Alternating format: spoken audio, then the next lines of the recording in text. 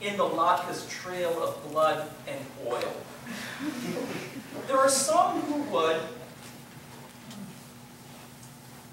perhaps unaware of its sordid past, dress up the Latke in applesauce. Now, we see this as a desperate grasp at redemption, like a cheap disguise of a serial killer fleeing the scene of yet another vicious murder. So go ahead, dress up your Latke in fruit if you'd like, but let's see it for what it is, an admission of guilt and defeat. What next? Prune filling? Poppy seeds sprinkled? So my friends, the potato has had its fine day in human history. The Latke then arrived, the product of, as I said, of this awful marriage, and has done awful damage. Meanwhile, the good Hamentashen endures, mildly psychoactive, nutritious, easy on the gastric channels, clothed in a bed of pastry, baked, not fried, into a perfect amalgam for the modern age, building families, sustaining good feeling. To conclude, the Hamentashen then is not only a gift for Purim, but truly a food for all seasons of mankind. So in this debate between good and criminal, I ask you not to side with Chucky, but to side with virtue. And finally, I ask you, let the fundamental goodness of the Hamentashen prevail. Thank you very much.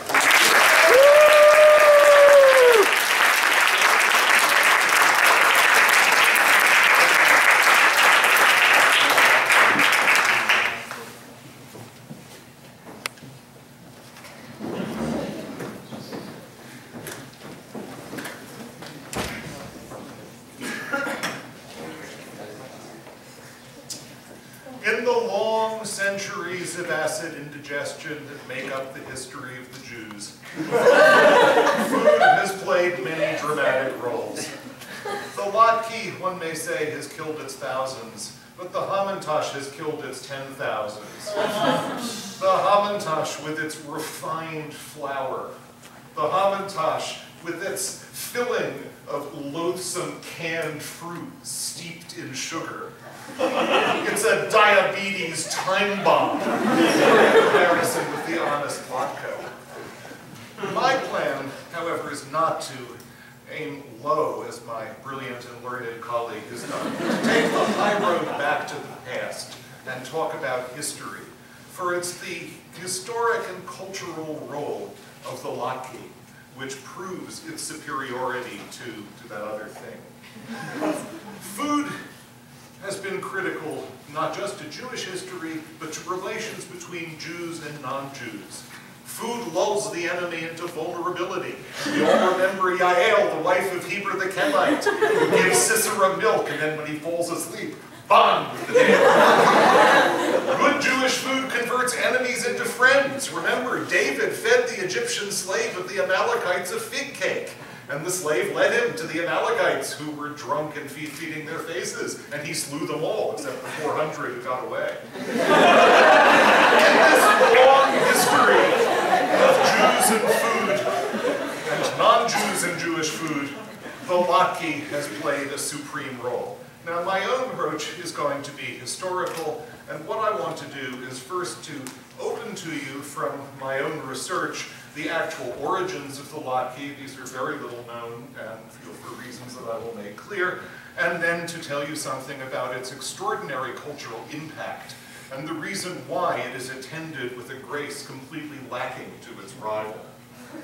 Now, many years ago, 2004, I was on the trail of a famous Jewish adventurer, writer, and thinker of the Renaissance, Der Große Schlemiel von Cremona. It was known that his manuscript had not survived in Hebrew, or in Aramaic, or in Ladino, or in Yiddish, but according to the great Moritz Steinschneider, the great Hebrew bibliographer, a copy had been translated into Latin, and he had heard a rumor, which he was himself unable to verify, that it survived in the Anna Amalia Bibliothek in Goethe's city of Weimar. You can imagine my joy arriving in that center of culture, entering the library, ordering the manuscript, and seeing on it the words I had hoped to see. Idiota Maximus, the Latin translation of the Quaesla Schlemiel. It was the book. I read it. I copied as many passages as I was good. This was some years ago. We didn't yet bring digital cameras to the archive and wouldn't have been allowed to use them if we had. And unfortunately,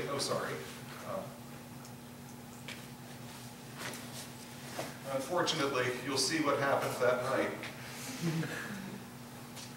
So much for the Anna Amalia Bibliothek. Rumors that it was my faulty current converter, which had to get in the library, are false, I'm happy to say. Though my expulsion from Germany may perhaps give other people the wrong impression. Still, I took enough material from the manuscript to learn how the Latke came into being and to understand in a radical new way its cultural role. As a young adventurer, the Quaesla Schlemiel went to the New World with Columbus's first expedition. Arriving on the other side, he, like Columbus, met Indians.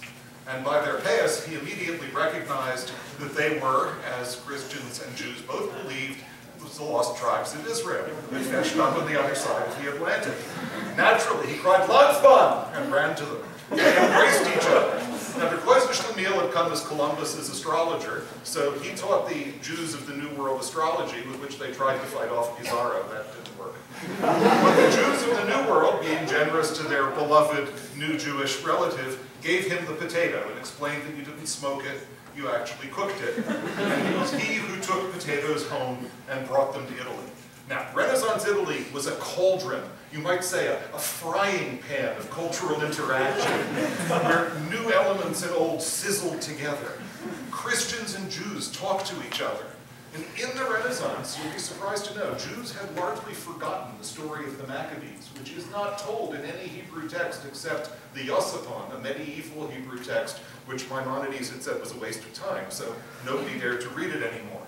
But the Christians had translations of the book of Maccabees, and they told the Jews about the Maccabees, and they told the Jews about how the Maccabees had fought under the sign, Mi kabocha b'elim Adonai, and how they had had amulets, and their Quaesla Schlemiel was inspired. The amulet would have been round. What could celebrate the round amulet? Why?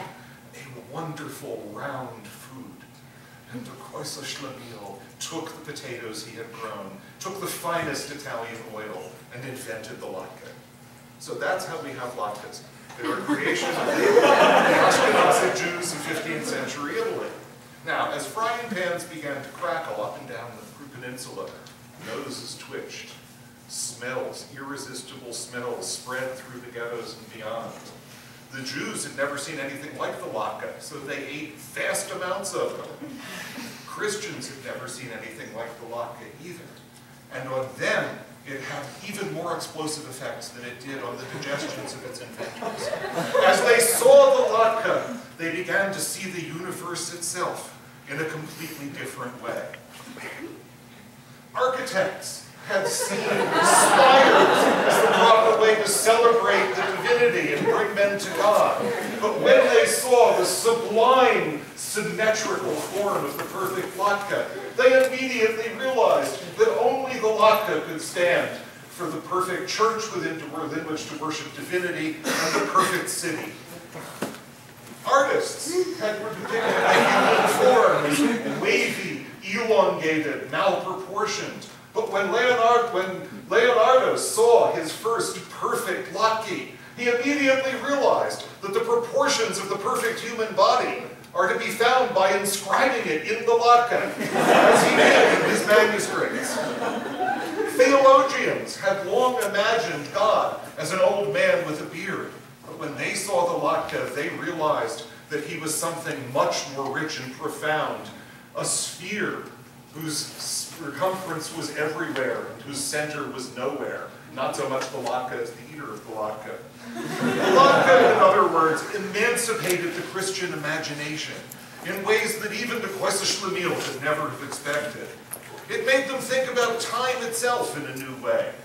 Christians in the Middle Ages had imagined time as the statue in chapter 2 of the book of Daniel, a linear time starting in an age of gold, then an age of silver, then an age of bronze, then an age of iron, then the European Union. That actually comes from the Rapture Ready website, but it is the statue from the book of Daniel. Seeing the Latke, they realized that history is not a simple straight line. It's a cycle. Ah, said Machiavelli, I understand. Poverty makes people industrious. Industry makes wealth. Wealth incites jealousy. Jealousy provokes violence. Violence creates warfare, and warfare creates poverty. It was the beginning of social science, which still operates exactly the same way. Embedding humanity in a cursed, inevitable cycle of deep causality. The universe itself changed. One day, the greatest of Renaissance astronomers, Galileo Galilei, tired from his nights peering at the heavens through a telescope, came down to the Florentine ghetto to buy latkes, of course. He saw a pan full of latkes, not just a single latke, but a plenitude of latkes, round latke next to round latke. And he thought back to what he'd seen in the telescope the night before, and he realized what he'd been seeing were not marks on a single heaven, they were individual stars. Just as there was a plenitude of latkes, there was a plenitude of stars in the universe. The latke remodeled the Christian world. It would be easy to continue. The latke, like the potato from which it consists, is of course a food of love, as its Hebrew name suggests. It's related to the word for heart.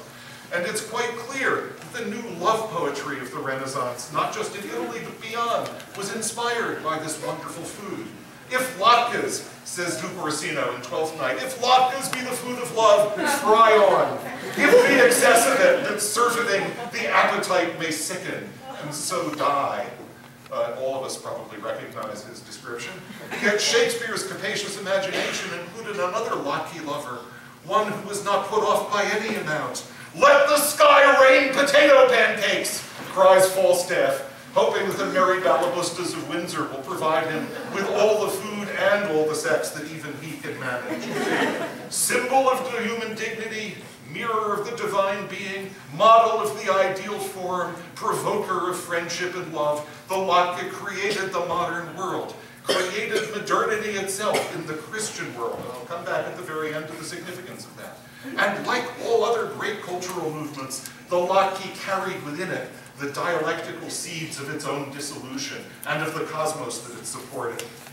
Latkes, of course, come in many shapes. There is the glad, confident circle of the Renaissance Italian Jew, but there are other shapes as well. The more dubious, self-questioning latkes of Ashkenazim living in other parts of the world. Take the Jews of Prague around 1600, a great community led by such brilliant thinkers as the Maharal, great rabbi, great scientist, great teacher, David Gans, cosmographer, historian, and astronomer. It was a great community, brilliant, much favored by the magical Emperor Rudolf II, but it was a troubled community. Prague was stalked by strange figures, Jesuits preaching rage, astrologers preaching Narishkeit, golems stalking their victims.